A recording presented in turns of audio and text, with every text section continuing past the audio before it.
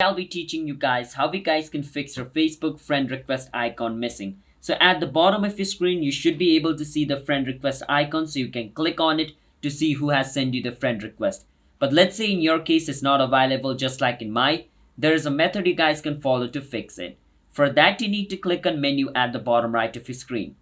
From inside menu, you can see the little setting icon at the top right of your screen. Click on setting, and once you're inside Facebook settings, scroll a bit down and you can see this option called navigation bar, which is under preference tab.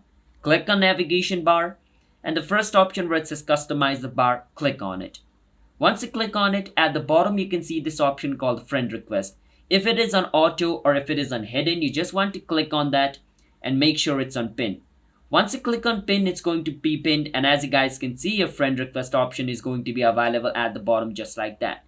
So that is how you guys can fix this issue of friend request icon missing on Facebook. Just make sure it's unpinned, alright? If it is on auto, then the chance of it not showing up is also there, alright? Just make sure it's unpinned and your problem will be fixed.